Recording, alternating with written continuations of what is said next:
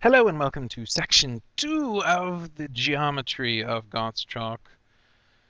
We are going to do a different voice this section to try to encapsulate your attention. I might have just made that word up or combined two words. I don't really know which of rather it must henceforth be.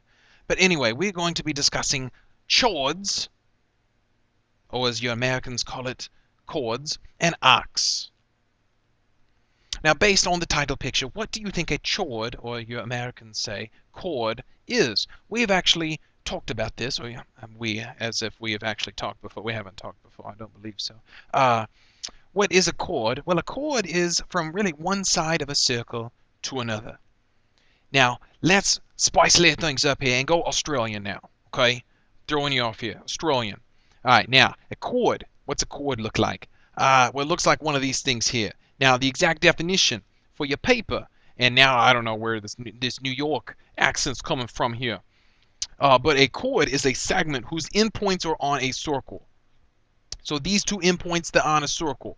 Okay, and the chord connects those two endpoints. Now, the diameter is a special chord because it is the longest chord that goes through that circle. Now, arcs, we've talked about arcs before. Or, again, me and you, we've never talked before. But supposedly, you've talked about arcs before. All right, so an arc is really a piece of the circumference. It's that outside length, if you will. Okay, so like this would be the arc. And the arc is being cut off by the chord here from the rest of the circle. Okay, so you've talked about both these things, chords and arcs, before. Now, some properties we're going to look at here. They've got 3 lines on your notes there, and they're all perfectly related. So number 1, congruent what have congruent what? Well, notice here, congruent central angles. So I have angle BAC, which is this guy right here, and angle FAE, which is this guy here. Notice they are currently congruent. They're both 80.88. And even if I move these slightly, still congruent. But notice if these central angles are congruent, notice what is true about the chords, chord BC and chord FE, that they both have the same length. And again, if I move around this point, check it out, still congruent central angles, still congruent chords. So number 1, congruent central angles have congruent chords. Okay. Number 2, we're going to continue on here. We're going to start off now from congruent chords. Congruent chords, if we have congruent chords, which we currently do here, BC and FE, then we also have congruent arcs. And these arcs we're talking about, well, can't really show it, but this guy right here, BDC and FGE. Okay, these two arcs are the same length. Again, let me move around these. Whoa, getting crazy, getting crazy. But notice, central angles. We still have congruent chords. And now we have congruent arcs, which really doesn't make too much sense in that scenario. So let me move it back around here. There we go. So number 2, congruent chords have congruent arcs. And for number 3, we're going to start with arcs and go all the way back around to angles, which we've already talked about this in the last chapter, that if we have congruent, or really arcs and their central angles are the same angle measurement. So number 3, congruent arcs have congruent central angles. So all 3 of these things are really interrelated to one another. Okay? If you have congruent central angles, you have congruent chords, you have congruent arcs. They are all 3 related. No, I don't want to save any changes. Thank you. Now, in the picture on your notes below there, you can see either an example of where maybe you have 2 diameters crisscrossing one another, or you could have, say, 2 separate circles that are congruent and have the same radius and the same chord, BC and EF, and that would also be true. It doesn't have to be in the same circle. It could be in 2 separate circles. So now, theorem 12.5 says within a circle, or in congruent circles, as that case I just mentioned previously, chords equidistant from the center are congruent. So we're saying chords equidistant from the center. Chords equidistant from the center. Where do we have a chord? Where do we have a chord? Oh, here's a chord, AC. Here's a chord, EG. So chords equidistant from the center. Now the shortest location from a point to a line must be perpendicular. Okay, so we're saying that this BD and this FD, that they are congruent. And that if this is true, then what we are saying is that AC, that first chord, must be congruent to EG. Okay, these two chords must be congruent if these two distances are the same from the center to the chords and contain 90-degree angles, because that is the shortest such distance. So now, why is this true? Why does this work? Well, let's examine this with a little teeny tiny proof here. Number one, let me connect together A to D and D to C and D to E and D to G. Notice I've created 4 segments that are all congruent to each other because they are all 4 radii. And I'm going with the assumption here that I've been told that these two distances, DB and DF, are congruent. Now, within both, or not really both, there are four triangles going on here. And notice what is true about all 4 triangles. They all contain the same information. They all contain angle side side, aka HL. So all 4 of these triangles are congruent, which means their individual pieces are congruent by CPCTC, which means AB, let's get a different color here. AB is congruent to BC, is congruent to EF, is congruent to FG by CPCTC, which means if I add up AB and BC to get to get AC, then it's going to be the same as EF to FG to get EG. So in the end, these pieces will be congruent to one another. And we can also kind of take the flip-flopperoo of that, which in some cases you might call a converse, that if the chords are congruent to begin with, if AC is congruent to EG here, then what must be true is these distances, BD and DF, they are congruent. So BD is congruent to DF. So congruent chords, we're saying AC, EG, congruent chords, are equidistant. They have equal distance. That's not a made-up word. It's a real math word.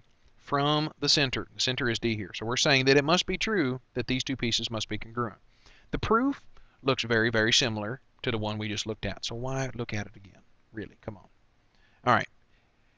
Now you're first looking at example 1 and you're thinking, are you serious, Mr. G? Are you really giving us this example? And I just want to make this as straight as possible. Notice we have 2 chords. And notice the distances between the chords and the center are congruent. Now, because these 2 distances are congruent, we may conclude in the end that the chords are congruent. So if this is 14, this one must be 14. And if this piece is 7, then this piece over here must also be 7. Easy peasy lemon squeezy, as we say in good old England. Now, are they always going to be that easy? Of course not. But I just wanted to show you and apply to you the theorems we just looked at. Now some more properties. 3 more here. Theorems 12, 6, 7, and 8.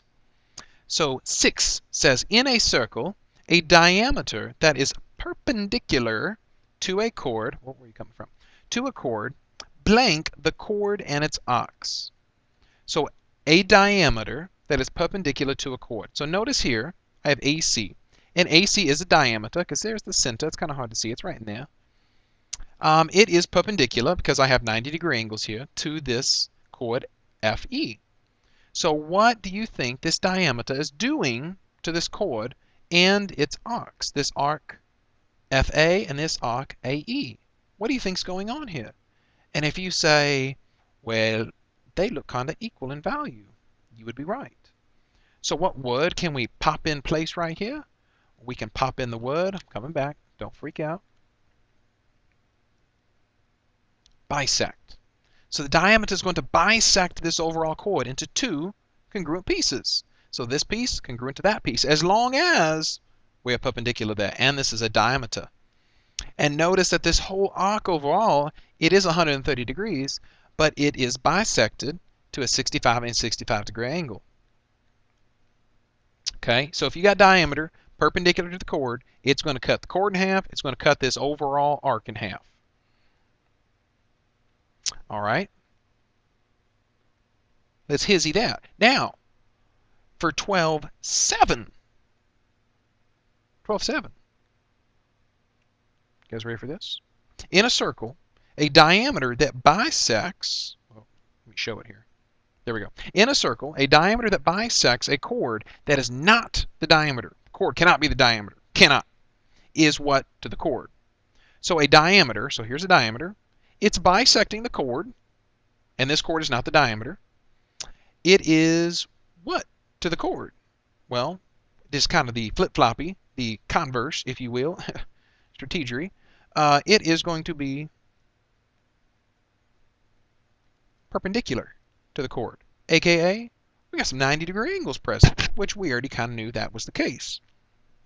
So when your note says if FH is congruent to HE, which in this picture it is 6.1, 6.1, then we may conclude that AC is perpendicular to FE. So that's what you can put in for that line there. One more thing here. The perpendicular bisector of a chord. So perpendicular bisector of a chord. Here's our chord, FE, and the perpendicular bisector. So it's cutting it in half, which we already have going on here, and it's perpendicular, so it means we have 90-degree angles really going all the way around this, contains the what of the circle. The only time that you can cut a chord perfectly into two congruent pieces and be perpendicular is if this guy goes through the center of the circle. And you might think, why discuss this? This seems like a crazy theorem. Why even talk about this? Tomorrow we're going to do a fun project that this particular theorem will come in handy. So don't say I told you so tomorrow when we do this project. Y'all hear? Okay. All right. Now, how in the world do I get out of this thing? Nope, don't want to save it. Thanks. Thanks for asking, though. Okay. Now for some examples. Let's apply all this stuff here. All right. Now, solve for x. X right here. X is, hey, it's a radius. All right. X a radius. We got 5. Now, 5 just means this piece. We're not saying 5's the whole radius. Oh, hey, x is 5. That's too easy of a problem. Seriously, I wouldn't ask you that. All right. Now, 12. That's this piece. And, hey, it's congruent to this piece over here. That's 12.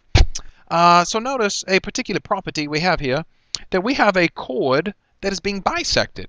And when do chords get bisected? When the other piece is the diameter, which we have, and it also means that this must be some 90-degree angles. Correct? Correct.